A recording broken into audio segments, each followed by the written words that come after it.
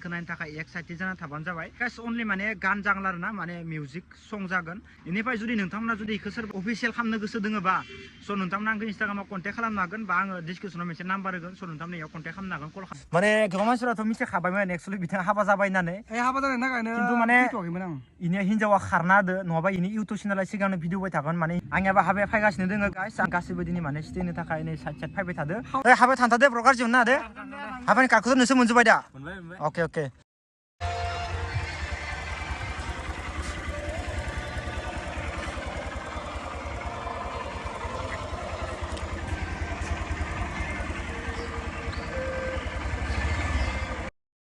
स' guys direct न'निफ्राय नायनो हागोन दा नै पुरा नागोरजुलि थांनाय लामायावसो दै गाइस मानो होनना बुङोबा न'निफ्राय आङो ब्लग खालामनो सानदोंमोन मानि थाखाय मट' ब्लग खालामाखै गाइस आं नोंथांमोननो देखायनो कारन मानो होनना बुङोबा आङो मट' ब्लग खालामनाय जितु माउन्टखौ माने बख'ना दोनदो आरोना आं बे खानसे माने मट' ब्लग खालामा साननानै एसे बनना दोनदो आरोना वाव थाथ'दों दे खाननैसो बेसां बुखिनो गाइस बेसां बुखिनो दैलि माने ब्लग खालामबाय थानाय जायोना बेखायनो माने बे खानसे माने मट' ब्लग खालामथ' होननानै आं माने माउन्टखौ बख'ना दोनदो आरोना ओमफ्राय दा एसे बेलासे जाबाय दे टाइमा गाइस नै पुरा साना स' गाइस इनिफ्राय दा माने आंनि भइसखौ माबायदि खोनागोन इखौ मिथिया आं माने मोननैसो सेटिंफोरखौ मिलायनो रोङाखैबो जानो हानाय दै अब्लाबो आं माने ब्लगखौ खालामबाय इनिफ्राय गाइस आं दा मोनसे बाथ्रा बुंनोसै मानोना बुङोबा दिनै जाबाय 4 तारिख न' गाबोन 5 तारिख गाबोन मोनसे माने गान होगागोन आरो गारियानो गारि सानावनो फैगो सानदोंमोन दा टाइमा जाबाय 4:34 इयाव ब्लग खालामदों कलटे माबायदि जागोन बेखौथ' मिथिला ओमफ्राय गाइस जितुबा दिनै जाबाय 4 तारिख गाबोन जाबाय 5 तारिख आं हायोबानो बे भिडिअखौ दिनैनो सेस्था खालामगोन गाबोनो आङो माने मोनसे गान हेगारगोन आरोना गाइस आंनि चेनेलाव अफिसियेल गान एलबाम जानाय नङा अनलि माने संल'सो जागोन जुदि संखौ जुदि सोरबा एलबाम खालामनो गोसो दोङोबा नोंथांमोना कन्टेक्ट खालामबानो जाबाय आङो फन नाम्बारखौ डिसक्रिपसनाव होनो हागोन जितुबा जाय गानखौ रोजाबदोंमोन आदाया इ आदानि नाम्बारखौ आङो डिसक्रिपसनाव होनो हागोन जुदि नोंथांमोना इखौ जुदि एलबाम खालामनोबा अफिसियेल स' नोंथांमोना इखौ कन्टेक्ट खालामनानै खालामनो हागोन पुरा अफिसियेल आरोना गाइस एखेबारे माने कभार सफार नंखाया एखे गाव रोजाबखानाय स्टुडिअ'आव ओमफ्राय गाइस आङो बे भिडिअखौ गाबोन हेगारगोन दा इखौनो आपडेट होनो थाखाय माने आङो दिनै नैबे ब्लगखौ खालामनाय जादों आरोना नैबे बेलासे टाइम समाव नोंथांमोननि सेराव नुजाथि फैबाय दा ए खानसे आं माने मट' ब्लग खालामथ' होननानै माउन्ट साउन्ट बख'जोबना दोनदों आङो मानो होनबा राइडआव थांबासो आं डाइरेक्ट मट' ब्लग खालामखासिगोन नैबे खाननैसो कन्टेन्टखौ आङो बेलेग स्टाइलनि कन्टेन्ट लाबोबाय थागोन बे खानसेया माने बाइक सलाय बारा आङो मट' ब्लगखौ बारा खालामा बेनिखायनो नैबे आइफनजोंनो जिखिनि हायो खानसे आं माने मट' ब्लगखौ खामगौमोनबाबो बख'ना दोनदो बेनिखायनो आइफनदो माने खानसे ब्लग खालामथ'सिगोन आरोना गाइस गोसो नोंखौ नुना आंनि मानो बोहैलाबायो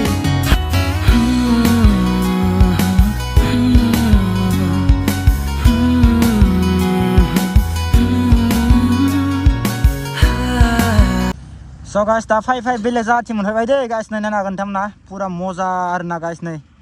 जागाया पुरा हेभि आरोना भिउआ ओमफ्राय दा एसे आगोलाव थांबावनोसै मानो होनबा हेलमेटाबो जेबो माइक साइक गैयाना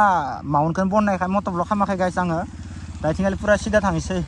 बेयावनो दसे समा फैदोंमोन दा लोगोआ दाबो मोनफैयाखै जोंनिया इयावनो लिंहरदोंमोन आङो स' नोंथांमोना गानखौ नायनो थाखाय एक्साइटेड जाना थाबानो जाबाय कारन मानो होनबा एलबाम बनायखायाखै आरोना गाइस अनलि माने गान जागोन आरोना माने मिउजिक सं जागोन मिउजिक भिडिअ जानाय नङा आरोना अनलि संल' जागोन बेनिफ्राय जुदि नोंथांमोना जुदि इखौ सोरबा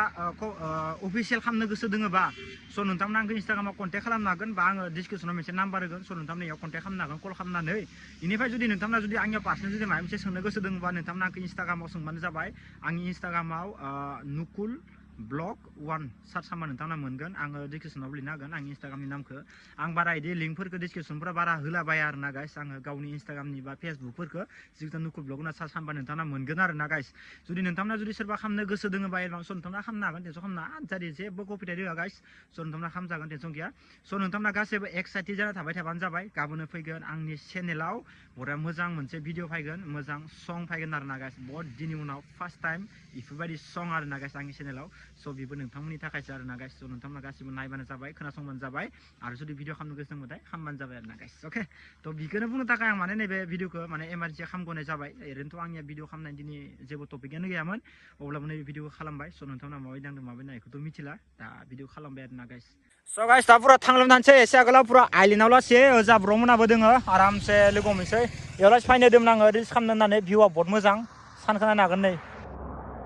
वाव गाइस दा पुरा रेडि हेलमेट सेलमेट गानना लाबाय उपाय गैया गाइस दिनैनियाव जेबो गोप्र' इउज खालामनाय जायाखै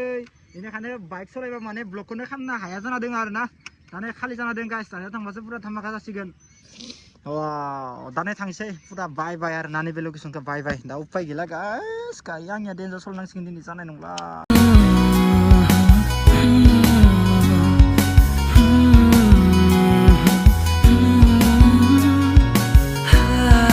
दा आइलना दसे खमाय माने ओरैनो बेरायना फैबाय बेलासिनि ओमफ्राय गाइस दा नायनो हागोन इथिंगाले पुरा आरामनो जोंनिया सालथेखौ लोगो मोनबाय बडिनाव मारै खबरा सालथे हेनसेट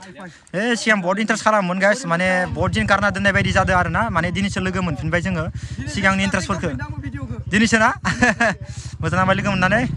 ओमफ्राय नै जोंनिया इथिंगाले भाइ मोना बरिया आरामनो रिल्स खालामबाय जोङो जमानो दा इसोरबो नै ब्लग खालामगासिनो दोङो बिथाङा हिन्दीदोसै दै देनजार इनि ब्लगा खिन्थु सालथे मारै खबर बादिब्रा खबरा बरिया बाखि दा माबायदि सोलिगासिनो दोङो बरिया हेपि माबायदि हेपि हेपि माने हिनजावा एसे दुखु जाना दं र' नोंनिया माथो हिनजावा खारबायनि दखनलै हिनजाव खारबायलै जानाय नंला लाखिथारनो हिनजाव खारबाय आखिथारनोबो नायनो हागोन गाइस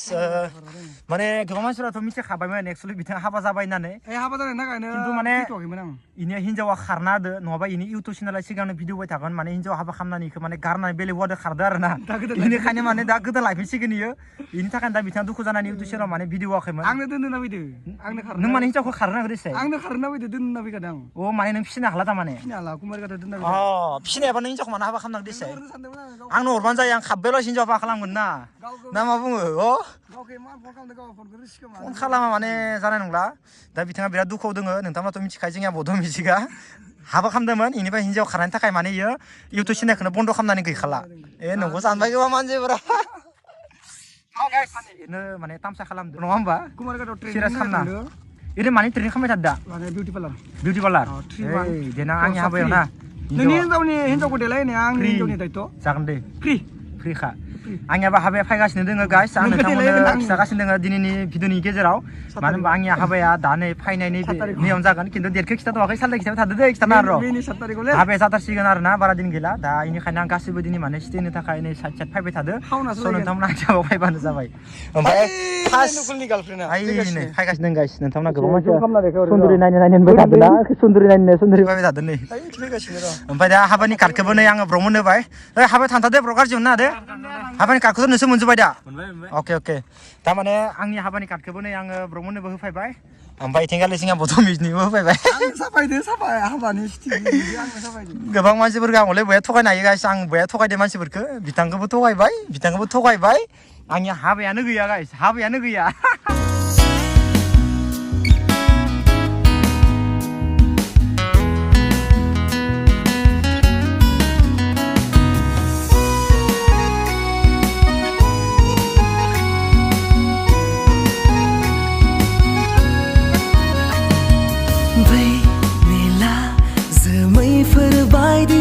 जेराव नोंखौ नुना गोसो आंनि बिरदावलाबायो बै गोजों निजोराफोर बायदि गोसो नोंखौ नुना आंनि मानो बोहैलाबायो